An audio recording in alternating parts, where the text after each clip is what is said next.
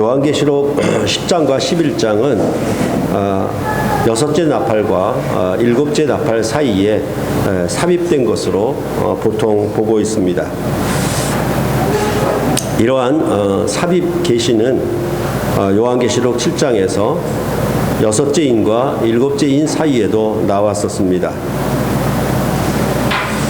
그렇지만 여섯째 대접과 일곱째 대접 사이에는 이러한 삽입이 없습니다. 이전에 요한계시록 7장을 보면서 저는 이렇게 삽입 또는 막간 이렇게 부르는 것이 요한계시록 전체 흐름에 좋지 않다고 말씀을 드렸습니다. 왜냐하면 출애굽기에서 9번째 재앙과 10번째 재앙 사이에 이스라엘 백성을 보호하심과 유월절 예식을 제정하는 내용이 나오지만 그것을 가리켜서 삽입이나 막간으로 부르지 않았기 때문입니다. 우선 요한계시록 10장과 11장에 대해서는 11장 14절에 분명히 밝히고 있습니다. 둘째 화는 지나갔으니 보라 셋째 화가 속히 이르는도다. 그러므로 10장과 11장은 여섯째 나팔과 더불어 둘째 화에 속한다라고 보는 것이 좋겠습니다. 이 화는 이미 넷째 나팔 후에 다섯째 나팔 전에 8장 13절에서 언급이 되었던 것입니다. 내가 또 보고 들으니 공중에 날아가는 독수리가 큰 소리로 이르되 땅에 사는 자들에게 화가 있으리니 이는 세 천사들이 불어야 할 나팔 소리가 남아있음이로다 하니라. 그리하여 이제 다섯째 나팔 이후에는 9장 12절에 첫째 화는 지나갔으니 보라 아직도 이후에 화 둘이 이르리로다 라고 하였으므로 이제 앞으로 다가올 두 화는 여섯째 나팔과 일곱째 나팔을 가리킨다라고 볼 수가 있을 것입니다. 그러니까 무슨 말인가 하면 이 10장과 11장을 요한계시록 저자는 둘째 화로 보고 있지 그것을 삽입이나 막간으로 보고 있지 않다는 점을 우리가 다시금 되새겼으면 하는 것입니다. 출애굽기에서 9번째 재앙과 10번째 재앙 사이에 나오는 내용은 10번째 재앙으로 말미암아 애굽에는 전무후무한 큰 부르짖음이 앞으로 있을 것이지만 이스라엘 자손에게는 사람이나 짐승이나 개 한 마리도 그 혀를 움직이지 아니하도록 구별하여 보호하실 것을 말씀했습니다.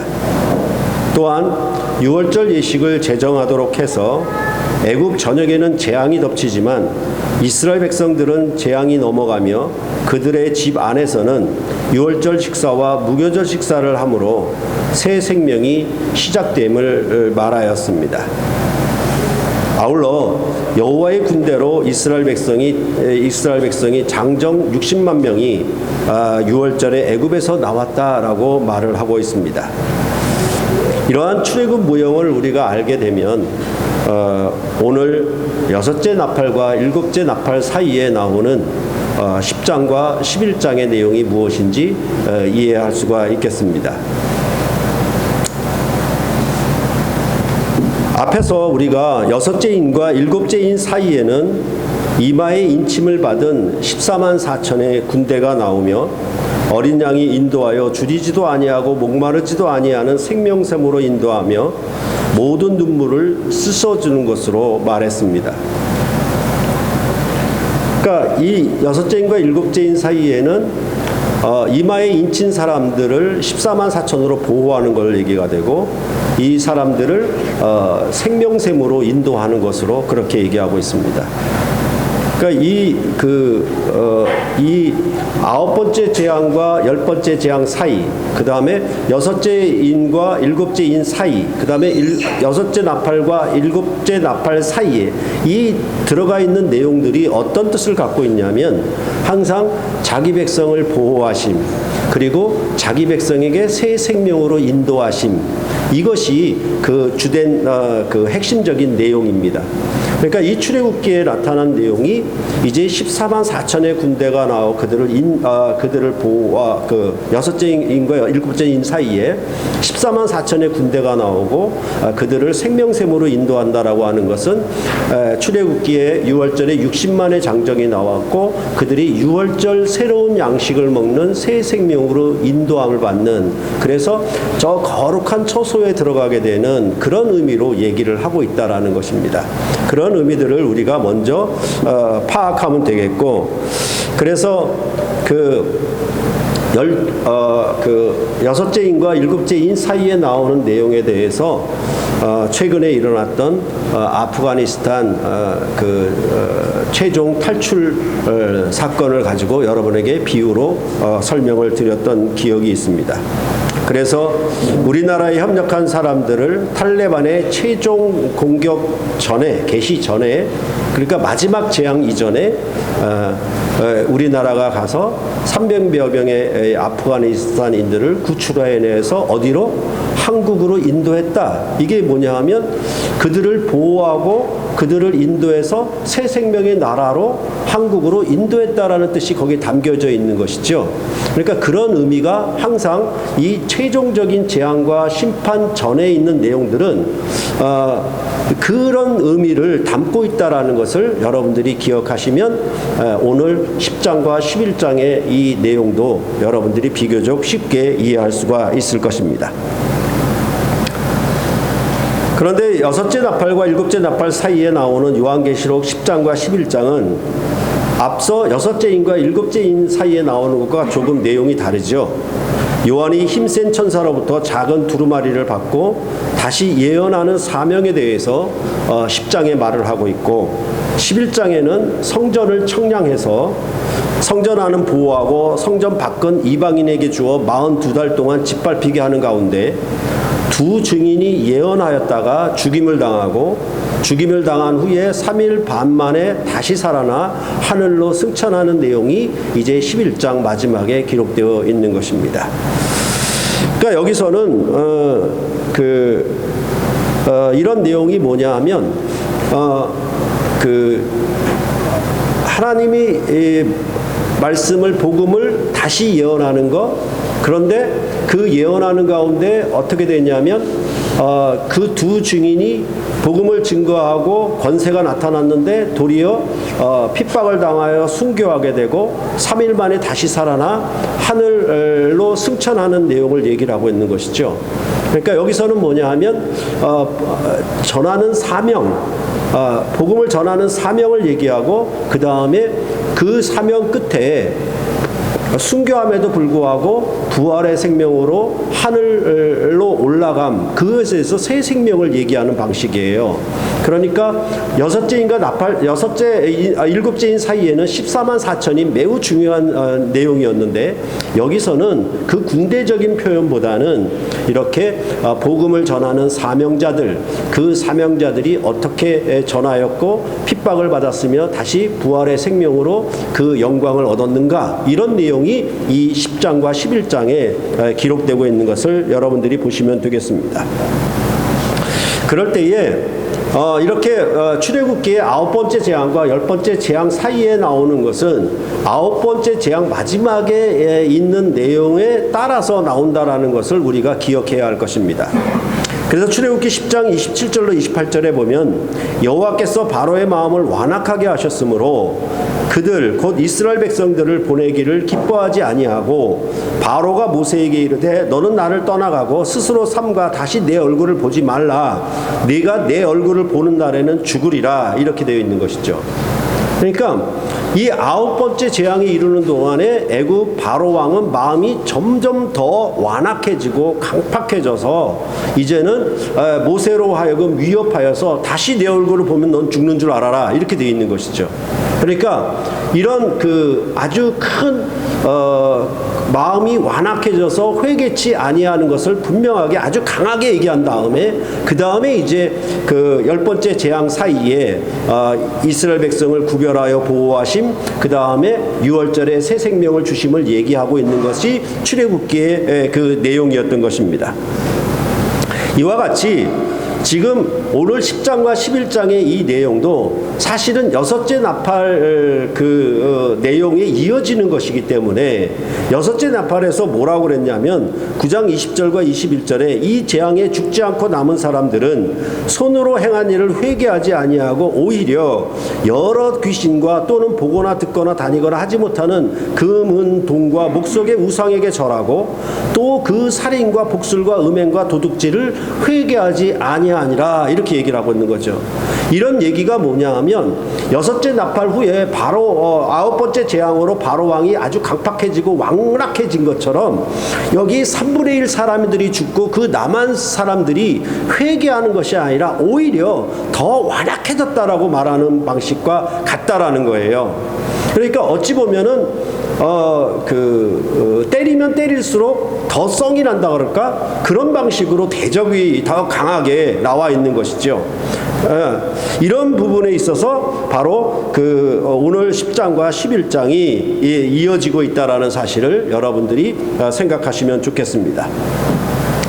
이런 배경 가운데 힘센 천사가 요한에게 작은 두루마리를 주고 요한에게 많은 백성과 나라와 방언과 임금에게 다시 예언하라고 명하는 것이 바로 10장의 전체적인 내용입니다. 여섯째 나팔의 심판에도 불구하고 남은 사람들은 하나님께로 돌이키는 것이 아니라 오히려 더 여러 귀신과 우상 앞에 절하게 되고 살인과 복술과 음행과 도둑질을 회개하지 아니합니다. 그럼에도 복음의 비밀은 이루어지게 되고 그 언약은 완성되게 된다라고 말하는 것이 오늘 10장 안에 본문 안에 있는 말씀인 것입니다. 이러한 상황은 예를 들자면 6.25 전쟁과 같은 것이 발발하게 되면 교회도 함께 큰 환난을 당하게 되어 있습니다.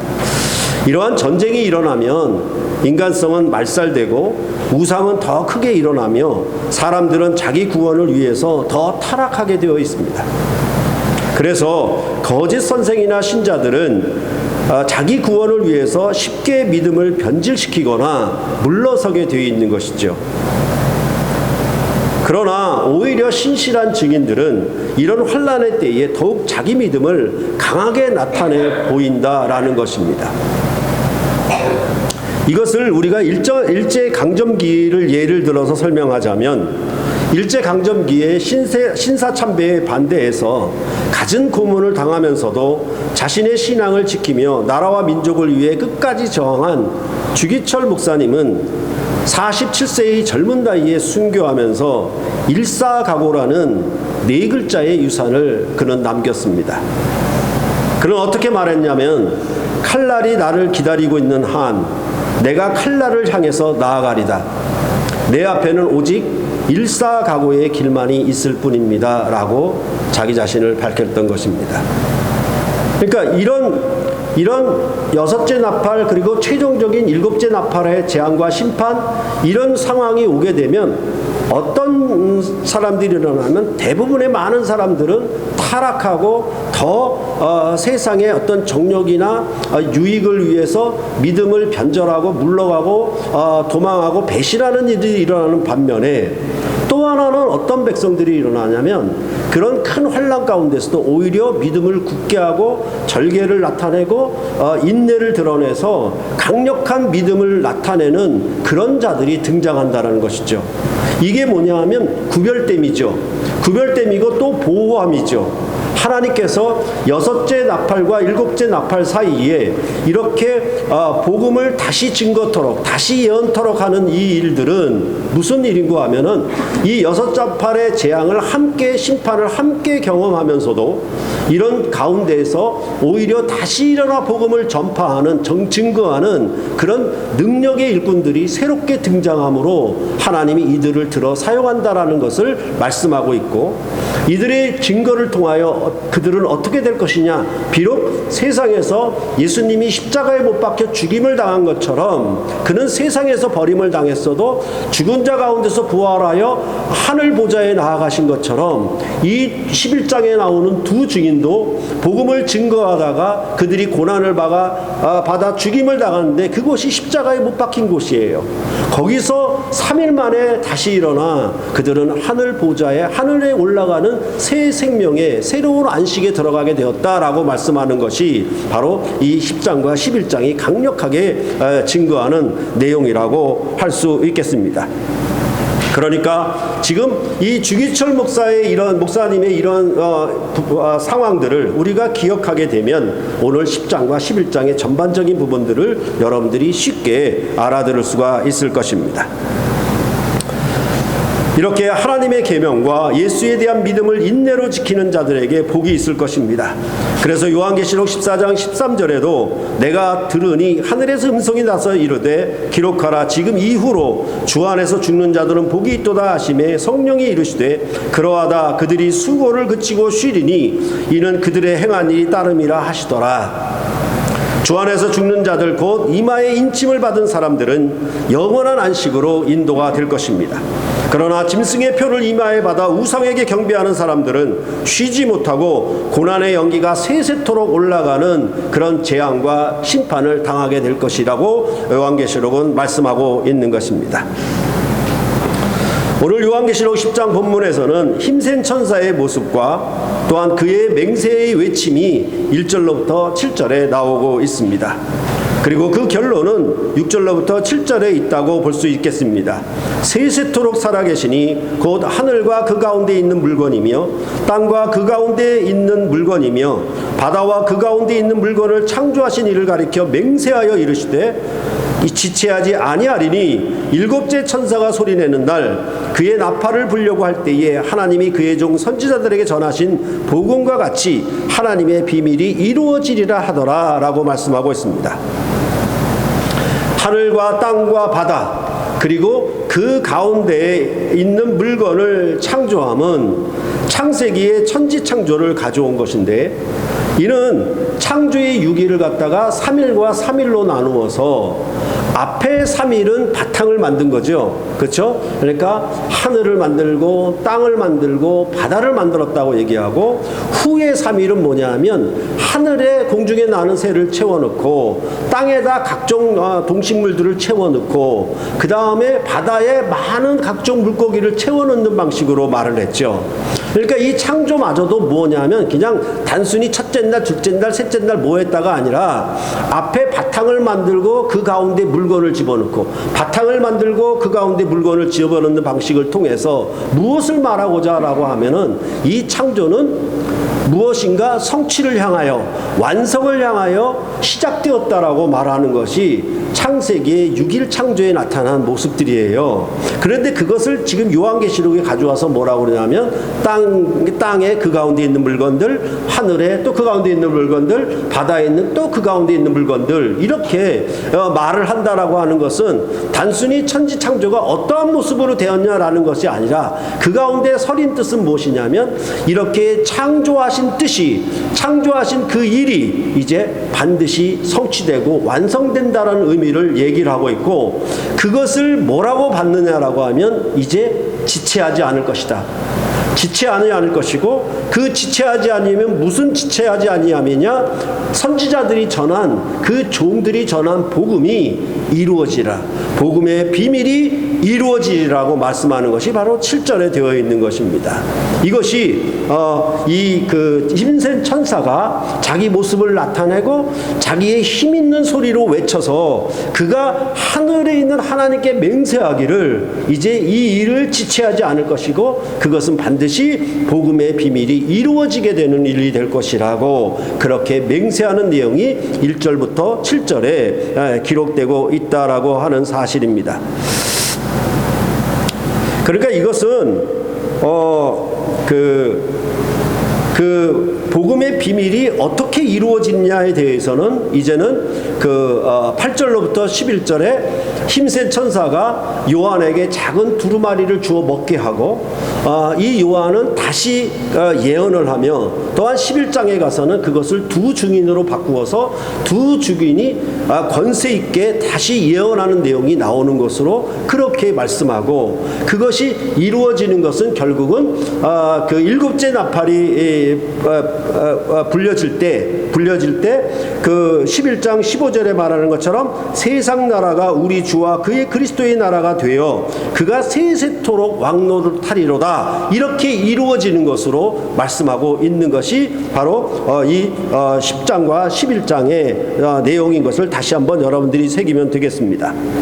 그래서 결국은 뭐냐 하면 오늘 본문에서는 힘센 천사가 주는 작은 두루마리를 받아먹은 요한이 8절과 11절에 다시 예언함을 통해서 그 예언은 다시 11장에 나오는 두 증인에게 권세를 주어 굵은 베옷을 입고 1260일을 예언함으로 이루어질 것이다 라고 말을 하고 있는 것입니다. 이것은 마치 바로 왕이 완악하여 모세를 죽이겠다고 협박함에도 불구하고 아브라함에게 약속했던 이스라엘의 출애굽이 유월절 재앙을 통해서 성취가 될 것임을 말하는 것과 같지요. 그러니까 이스라엘 백성이 애굽에서 나오는 그 첫날, 그 유월절은 마지막 재앙, 10번째 재앙이 부어지는 날이었고, 그 재앙은 이스라엘 백성이 출애굽하는 날인데, 그 날은 무엇이냐면 아브라함에게 약속했던 그 비밀, 그 약속의 비밀이 성취되는 날이었거든요. 그렇게 말하는 방식으로 지금 10장과 11장은 되어 있다라는 것입니다. 오늘 본문에서 힘센 천사가 요한에게 작은 두루마리를 주고 요한이 예언을 하는 방식은 요한계시록 1장 1절과 2절의 방식을 그대로 따라하고 있는 것입니다. 예수 그리스도의 계시라, 이는 하나님이 그에게 주사 반드시 속히 일어날 일들을 그 종들에게 보이시려고 그의 천사를 그 종 요한에게 보내어 알게 하신 것이라. 요한은 하나님의 말씀과 예수 그리스도의 증거 곧 자기가 본 것을 다 증언하였느니라. 하나님이 천사에게 주신 것을 천사가 요한에게 주면 요한이 그것을 다 증거했다, 이런 내용이 오늘 이 10장에 기록되고 있는 방식과 같다라는 것입니다. 그럴 때 10장 1절로부터 2절은 이 힘센 천사의 모양이 어떤 모양이냐 라는 것을 말해주고 있습니다.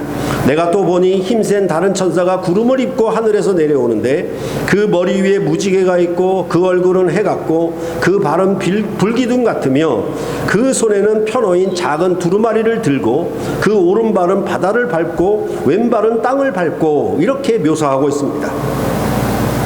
이러한 모습은 다니엘서 10장 6절에 나오는 가브리엘 천사의 모습과 비슷합니다. 또 그의 몸은 황옥 같고 그의 얼굴은 번갯빛 같고 그의 눈은 횃불 같고 그의 팔과 발은 빛난 녹과 같고 그의 말소리는 무리의 소리와 같더라. 그러니까 여기에 뭐가 다 담겨 있냐면 힘세다. 이 천사는 정말 힘이 세다라는 것을 이렇게 얼굴은 해 같고 발은 불기둥 같고 이렇게 묘사를 하는 거예요. 아시겠죠? 그래서 우리가 유다서에서 나와 있던 것처럼 천사장 미가엘이 나오죠. 천사장 미가엘은 그러니까 천사들 중에서도 계급이 높잖아요. 그러니까 권세 있는 천사라고 할 수가 있겠지요. 그럴 때의 미가엘 천사는 이를테면 국방장관의 역할을 하는 거예요. 근데 이 가브리엘 천사는 또 천사장으로도 계급이 높은데 이 가브리엘 천사는 어떤 일을 하냐면 국무장관의 역할을 하는 거예요. 그러니까 무엇인가 받아가지고 그 두루마리를 집행하는 일을 하는 것이죠. 그렇게 생각하면은 이 힘센 천사에 대해서 우리가 쉽게 이해할 수 있을 것입니다. 이 힘센 천사는 요한계시록 18장 1절과 2절 그리고 21절에도 나오고 있어요. 이일 후에 다른 천사가 하늘에서 내려오는 것을 보니 큰 권세를 가졌는데 그의 영광으로 땅이 환하여지더라. 힘찬 음성으로 외쳐 이르되 무너졌도다 무너졌도다 큰 성 바벨론이여, 귀신의 처소와 각종 더러운 영이 모이는 곳과 각종 더럽고 가증한 새들이 모이는 곳이 되었도다. 또한 이에 한 힘센 천사가 큰 맷돌 같은 돌을 들어 바다에 던져 이르되 큰 성 바벨론이 이같이 비참하게 던져져 결코 다시 보이지 아니하리로다. 이것이 뭐냐 하면 바벨론의 멸망, 곧 로마의 멸망을 예언한 것인데, 이런 멸망, 심판에 대한 집행을 누가 했느냐? 힘센 천사가 하고 있다는 것이죠. 그 결과도 이 힘센 천사를 통해서 얘기하는 방식으로 요한계시록 18장에 얘기를 하고 있는 것입니다. 이 힘센 천사가 편호인 작은 두루마리를 들고 오른발은 바다를 밟고 왼발은 땅을 밟고 있다라고 하는 것은 그 두루마리에 기록된 일을 수행하는 힘센 천사이며, 바다를 밟고 땅을 밟고 있는 모습은 만국을 지배하며 다스리고 있는 모습이죠. 그래서 이 요한에게 이 두루마리를 주면서 11절에 이렇게 말하는 것이 맞죠. 그가 내게 말하기를 네가 많은 백성과 나라와 방언과 임금에게 다시 예언하여 하리라.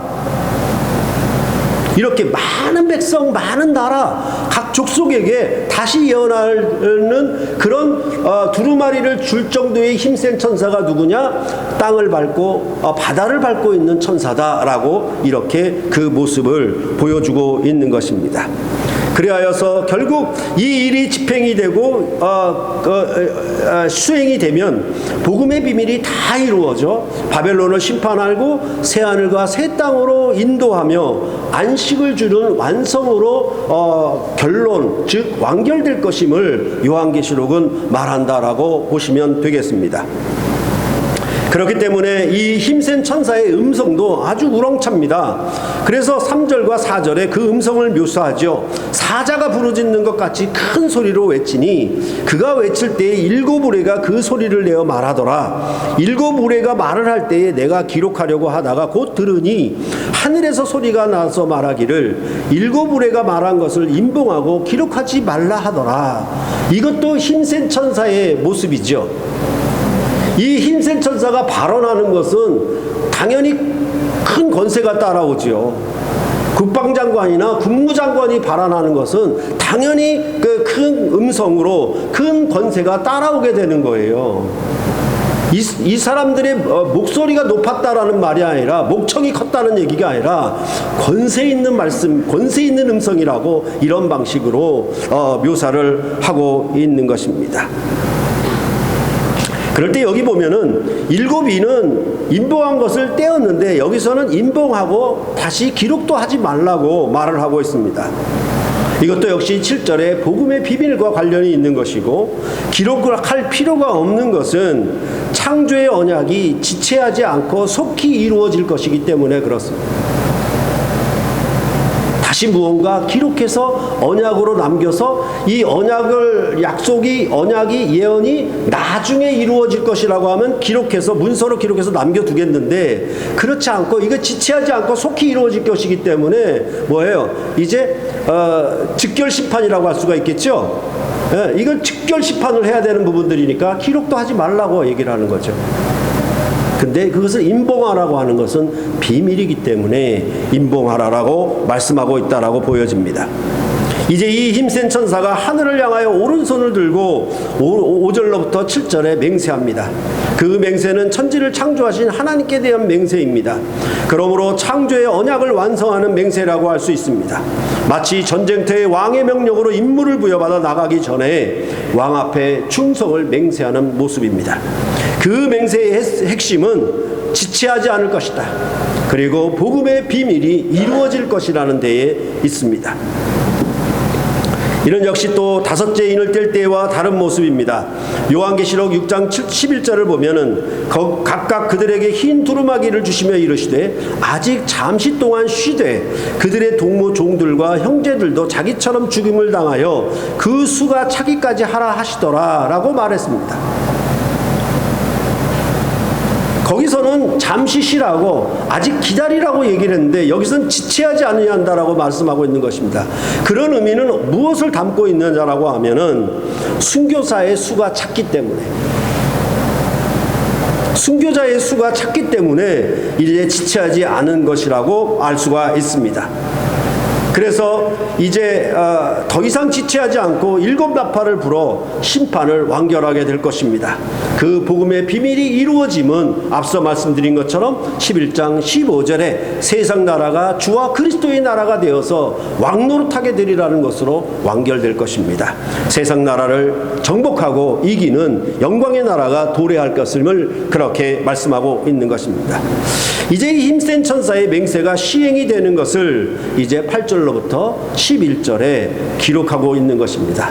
그러니까 하늘을 창조주 하나님께 맹세한 것을 이제 어떻게 시행에 옮기느냐라는 것을 8절로부터 11절에 요한에게 두루마리를 주는 것으로, 그 다음에 11장에 두 증인이 나오는 것으로 연속해서 확대해서 설명하는 것으로 여러분들이 보시면 되겠습니다.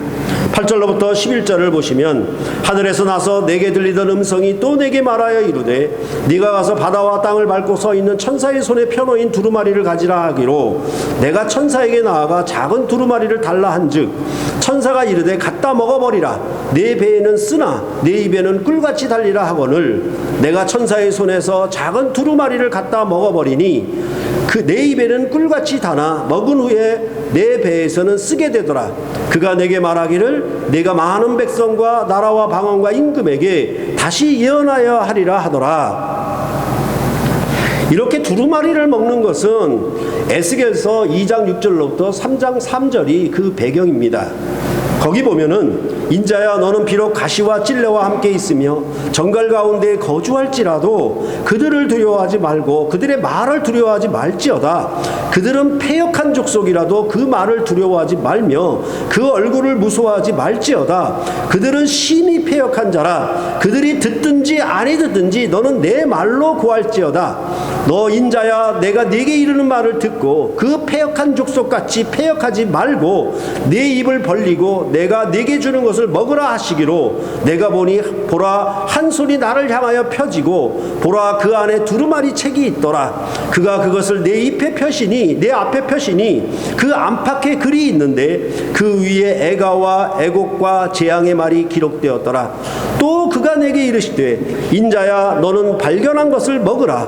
너는 이 두루마리를 먹고 가서 이스라엘 족속에게 말하라 하시기로 내가 입을 벌리니 그가 그 두루마리를 내게 먹이시며 내게 이르시되 인자야 내가 내게 주는 이 두루마리를 내 배에 넣으며 네 창자에 채우라 하시기에 내가 먹으니 그것이 내 입에서 달기가 꿀 같더라.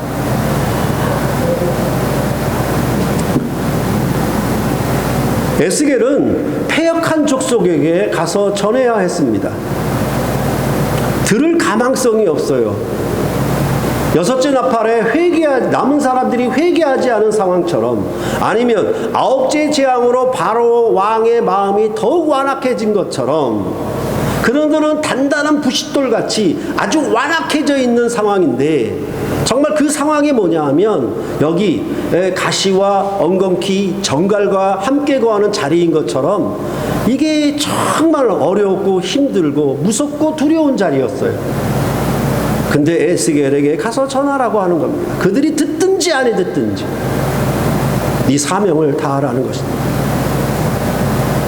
그게 뭐라고 얘기하냐면 작은 두루마리를 펴서 내 앞에 놓고 그 두루마리를 먹어버리라고 하는 겁니다. 근데 두루마리를 먹었는데 그 두루마리 안팎에 글이 있어요. 근데 거기에는 전부 뭐예요? 애곡과 재앙과 저주 이런 내용이 있어요. 누가 듣기 좋아하겠습니까? 누가 듣고 행복하고 만족을 누리겠습니까? 이거를 말하고 전하는 자는 얼마나 괴롭겠습니까? 근데 그것을 먹으니까 입에는 꿀이 단 것처럼 달달하고 말을 했던 것입니다.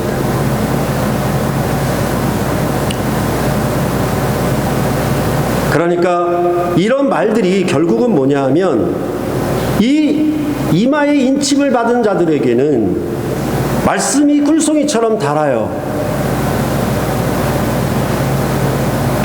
왜 그것이 단가?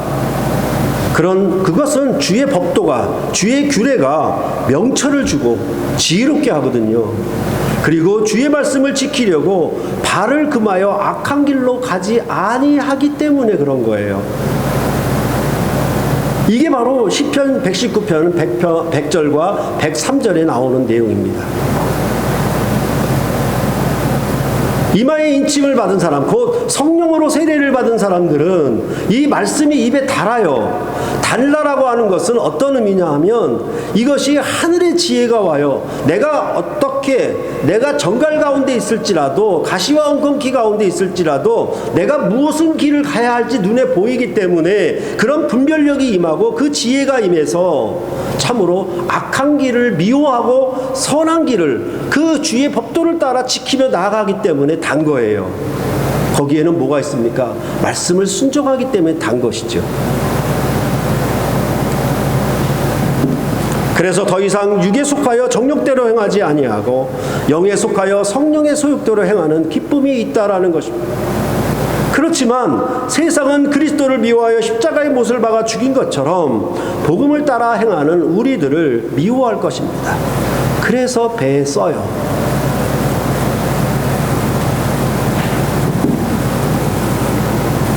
처음 구속사를 접했을 때 큰 기쁨과 희열이 있었습니다.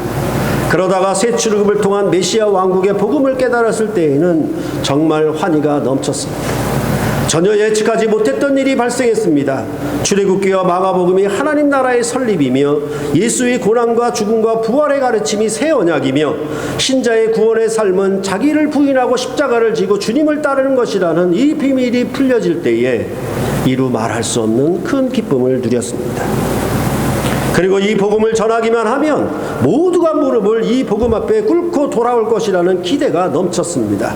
귀가 열린 자들은 성령이 교회에게 하시는 말씀을 듣고 순종할 것이라고 확신했습니다. 제2의 종교개혁을 일으킬 수 있을 것이라 장담했습니다. 말씀이 흥황하고 구원받는 자의 수가 더하는 사도행전의 역사가 우리에게 곧 일어날 것이라고 믿었습니다. 그런데 그런 예상은 모두 빗나갔습니다. 신학생들에게 전하면, 신학교 교수들과 토론하면 모두가 승복하고 이 복음으로 함께 기뻐할 줄 알았으나 그렇지 않았습니다. 모든 자들에게 이 복음이 입의 굴송이처럼 달게 될 것이라는 기대가 무너졌고 오히려 더 힘들게 되었습니다. 더구나 이 복음으로 기뻐하고 세례를 받은 자들에게서 오히려 복음을 듣는 대로 순종하지 않고 거역하거나 불순종하며 하나님의 은혜를 방탕한 것으로 바꾸는 자들이 나타났습니다. 정말 가시밭길의 연속이었습니다. 왜 그럴까? 무엇 때문일까? 수도 없이 고민하고 수도 없이 생각해 보았습니다. 그것은 바로 입에는 달고 배에는 쓰다라고 하는 이 마지막 때에 일어나는, 심판의 마지막 때에 일어나는 이 일에 대해서 잘 알지 못했기 때문이었습니다. 로마서는 이미 복음을 받은 자들에게 다시 바울 사도가 복음을 간략하게 전하였습니다. 교회 안에 분열이 있었지만 그것을 극복하고 다시 복음을 들음으로 로마 교회가 로마의 서방구에 복음을 전하는 일에 협력하고 후원하기를 바랐던 것입니다.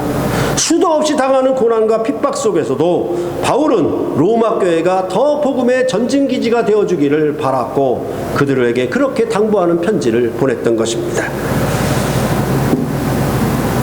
마찬가지로 여러분과 저도 복음을 개인의 이익의 자료로 알고 복음을 자랑하는 듯 하나 복음에 순종하지 않는 자들이 있음에도 복음의 비밀이 이루어지기까지 다시 증언하며 다시 예언하는 일을 멈추지 않을 것입니다.